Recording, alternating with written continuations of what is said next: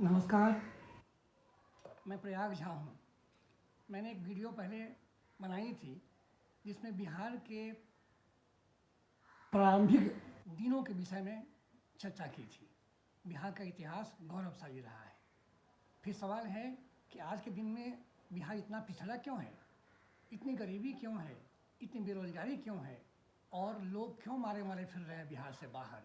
जब भी कोई आपत्ति आती है देश में, बीमारी हो, बाढ़ हो, तूफान हो, बिहार के लोग मुंबई से भागते हैं बिहार की तरफ, दिल्ली से भागते हैं, कोई मद्रास से भागते हैं, कुछ साइकिल से चलते निकलते हैं, कोई पैदल चलने लगते हैं।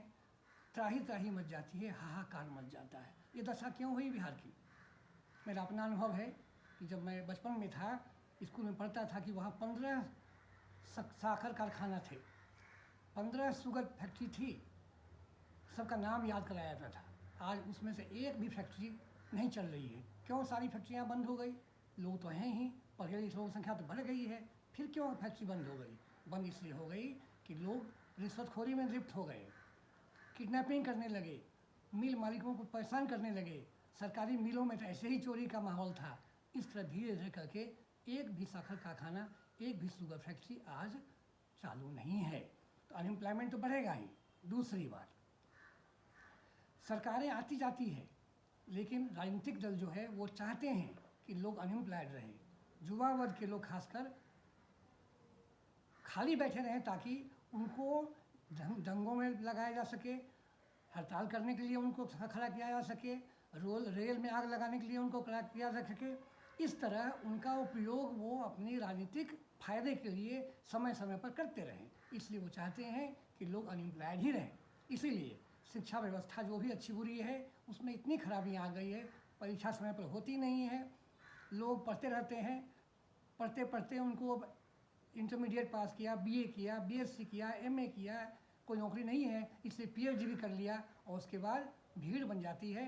एक चपरासी की नौकरी के लिए वैकेंसी हो, उसमें इंजीनियर और पीएचडी लोग दरखास्त देते हैं और उनका भी सिलेक्शन नहीं होता, फिर मारकाट होती रहती है। मेरा आपसे विशेषकर जो अभिभावक हैं वो और विद्यार्थी वर्ग है, उनसे ये निवेदन है कि आप के लिए बिहार की समस्याओं का निदान का पहला उपाय ये है कि आप सरकारी नौकरी विषय में सोचना भूल जाएं। सरकारी नौकरी के विषय में सोचना ही छोड़ दें। किसी के पॉलिटिशियन के आश्वासन में के झांसे में ना आए। ऐसा भी कोई आदमी पॉलिटिशियन था जो 9वीं फेल होते हुए भी कहता था कि पहला दिन मैं चीफ मिनिस्टर बनकर 10 लाख लोगों को नौकरी दूंगा, और हम उसकी बात मानने के लिए परसुएड हो रहे थे। जबकि सच्चाई ये है कि एक पियून की बहाली करने का पावर उसको नहीं है, उसकी प्रक्रिया होती है जिसको बिना पालन किए हुए वो बहाली नहीं हो सकती।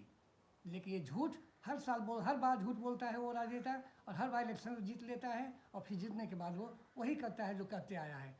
कभी भी जनता की सेवा करने की इच्छा उसकी नहीं थी, न रही है, आगे भी ऐसे ही करते रहेंगे। ये सब लोग झूठे वादा करते हैं, साधारण लोगों को अपनी बातों से फंसा लेते हैं, वोट ले लेते हैं और फिर बाद में ध्यान नहीं देते। मेरा आपसे रिक्वेस्ट है कि जब भी आप बच्चे की पढ़ाई के विषय में सोचें, पहली बात ये सोचें कि क्या इस पढ़ाई से हमारे बच्चे को जीवन रोजी रोटी कमाने में काम मिलेगा, उसको एक दक्षता हासिल होगी कि वह अपने परिश्रम से जीविका उपार्जन कर सके।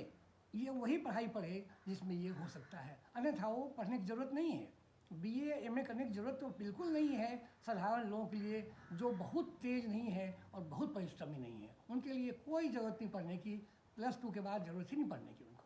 मेरा ये सोचना है कि अगर गणित में आदमी बच्चा होशियार है, अच्छा है, तो इंजीनियरिंग के लिए पढ़े, वो इंजीनियरिंग पास करे, आईआईटी करे, एनआईटी करे, दूसरे इंजीनियरिंग कॉलेज से भी इंजीनियरिंग पास करे। अगर वो नहीं कर सकता तो वो 3 सालों का जो कोर्स है डिप्लोमा का वो पास कर ले।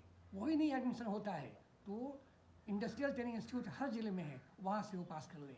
उसके अलावा इंजीनियरिंग नहीं हो पाता कोई भी चीज़ तो कंप्यूटर सीख ले, वो उससे योग्यता बढ़ जाती है। आदमी कभी भी कोई भी काम उसको मिल जाएगा और रोजी रोटी कमाने में उसको किसी के लिए मोहताज नहीं बनना पड़ेगा। वही नहीं होता है तो योग का इतना डिमांड है बड़े बड़े शहरों में। हर बड़ा परिवार ये चाहता है कि योग का शिक्षक घर पर आके सिखाए उसे। सब लोग हेल्थ कॉन्शियस हो रहे हैं। 2 विश्वविद्यालय हमारी नज़र में हैं, वो मुंगेर में है एक, दूसरा जो है वो पतंजलि का है। 2 जगहों पर शिक्षा दी जाती है, वहाँ से योग शिक्षक तैयार किए जाते हैं।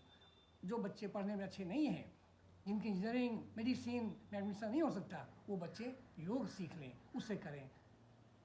इतना हाईवे बन रहा है आजकल, ड्राइवर की बड़ी ज़रूरत हो रही है। आज तो गाड़ियाँ चलती है तेज़ रफ्तार से, बड़ी बड़ी गाड़ियाँ हैं, आरामदेह गाड़ियाँ हैं, लेकिन गाड़ियाँ रुकनी नहीं चाहिए क्योंकि सामान जल्दी पहुँचाना है। तो हर गाड़ी के पीछे 2 ड्राइवर की ज़रूरत पड़ती है। अगर कोई ड्राइविंग सीख लेता है बच्चा, उसको भी नौकरी के लिए नहीं मारा मारा फिरना पड़ेगा, जॉब उसको आसानी से मिलेगा और अच्छी तनख्वाह मिलती है उसमें। तो मेरा सबसे यही निवेदन है कि ऐसी पढ़ाई पढ़ें जिससे आपकी कौशल का विकास हो और नौकरी के लिए आपको यहाँ वहाँ सरकार के पास देखना ही नहीं पड़े, पॉलिटिशियन बजाने की ज़रूरत नहीं पड़े। आपको अपने आप अपने बल पर, अपनी क्षमता पर नौकरी मिल जाए और फिर अपना जीवन आप बिता सकें। जब ही जिस दिन से आप सरकारी नौकरी की आशा छोड़ देंगे और अपनी मेहनत पर, अपनी शक्ति पर, अपनी बुद्धि पर विश्वास करना शुरू कर देंगे, उस दिन ही आपकी समस्या खत्म हो जाती है। धन्यवाद।